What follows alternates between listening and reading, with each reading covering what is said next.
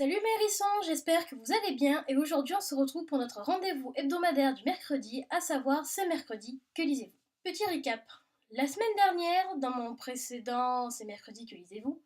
Je vous avais dit que cette semaine je lirais le tome 2 de la saga La Sélection, à savoir l'élite. Je l'ai lu, mais pas que. Donc la semaine dernière, j'ai lu le tome 2 de la saga La Sélection de Kariaka aux éditions Robert Laffont dans la collection R.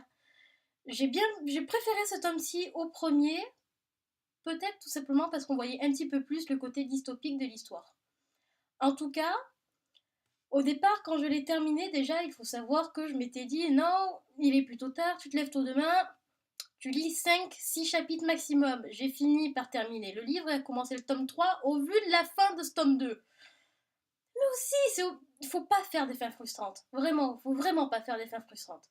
Et donc, dans la continuité, parce que je suis extrêmement faible, j'ai lu dans la foulée le tome 3 de la saga La Sélection de Kariakas, toujours aux éditions Robert Laffont et toujours dans la collection R. J'ai eu un coup de cœur absolument énorme pour ce tome-ci, tout simplement parce que là on voyait réellement tout le côté dystopique sans perdre tout le côté de la sélection, tout le côté magie, puis c'est la fin de la saga, c'est la fin, elles ne sont plus que 6, puis bientôt plus que 3, et on se dit ça y est, est-ce qu'elle va y arriver? Et jusqu'au bout on se demande si c'est elle qui va être choisie. Donc un coup de cœur absolument monumental pour ce tome-ci.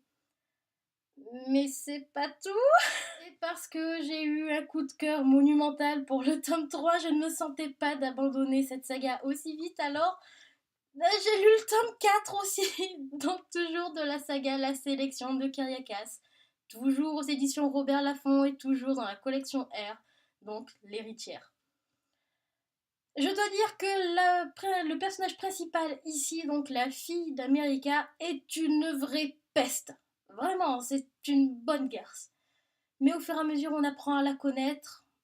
En même temps, on voit ses craintes, on comprend pourquoi est-ce qu'elle agit de telle manière que ce n'est pas réellement par pur égoïsme, mais tout simplement par peur de décevoir ses parents et le peuple. Et j'ai trouvé ça assez, pas charmant, mais touchant. Je l'ai fini hier soir sur un cliffhanger énorme. Non, moi je vous le dis personnellement, je pousse mon coup de gueule, mais non, on n'a pas le droit de faire des fins comme ça. Heureusement que beaucoup de personnes m'ont rassuré sur les réseaux sociaux en me disant que le tome 5 paraîtra en mai 2016 parce que sinon j'aurais pété un boulon. J'étais hier soir dans mon lit en mode what? C'est la fin là. C'est pas possible, il y a des appendices, c'est pas possible. Donc, j'ai aussi lu ce tome-ci. Donc, si vous vous rappelez bien, la semaine passée, je vous avais dit que selon le contenu du tome 2, j'allais le lire soit rapidement, soit en une semaine. Finalement, j'ai lu la saga en une semaine. Oups. Du coup, cette semaine, comme je ne suis toujours pas prête à lâcher cette saga, puis vu la fin qu'il y a eu pour le dernier tome, je ne peux pas la lâcher comme ça en étant autant frustrée. J'ai donc décidé de lire les tomes entre guillemets intermédiaires, les petits recueils de nouvelles qu'a fait Kariakas. Donc ici, c'est Histoire secrète, Le Prince et le Garde, donc toujours de Kariakas et toujours aux éditions Robert Laffont et toujours dans la collection R. Je ne l'ai pas encore commencé, mais j'ai hâte de découvrir ceci, étant donné que si j'ai bien compris, on va plus être orienté du côté et de Maxon et d'Aspen. Et toujours en parallèle, cette semaine, je lis toujours Le Jardin des Plantes de Claude Simon aux éditions de Minuit. Je n'ai pas beaucoup avancé, tout simplement parce que je n'avais pas envie. Voilà, j'avais pas envie de lire ça, donc je ne l'ai pas lu. Mais je vais le lire cette semaine avec en même temps la sélection, donc les appendices ici.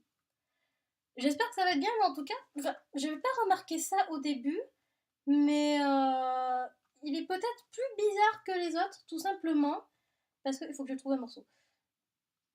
Parce qu'il est mis en page à l'intérieur d'une manière assez, comment dire, sur certaines pages, assez étonnant. On va dire ça comme ça? Oui, on va dire ça comme ça. Et enfin, la semaine prochaine, je lirai le premier tome de la saga Les Loups de Fardisland de Bobirage, à savoir Les Liens du Sang, aux éditions Veritas Québec. Je me suis un petit peu remise, puis la sélection m'a pas mal aidée, donc je peux retourner à mes romans noirs chéris. Voilà, c'est tout pour aujourd'hui. Comme d'habitude, n'hésitez pas à me dire en commentaire ce que vous avez lu la semaine passée, ce que vous lisez cette semaine et ce que vous lirez la semaine prochaine. Et surtout, n'hésitez pas à me dire si vous aussi, la saga à la sélection vous a foutu les boules. Hein, parce que le dernier tome... C'est pas possible de finir un tome comme ça. Ça me rappelle, franchement, hein, ça me rappelle la fin du premier tome de Phobos. Je me rappelle dans quel état j'étais. J'étais là, genre, oh non. Bon, maintenant ça va, il y a le tome 2 qui est sorti, donc c'est bon, ça passe mieux. Faut juste que je le dise maintenant. Voilà, donc c'est tout pour aujourd'hui. Ciao, ciao.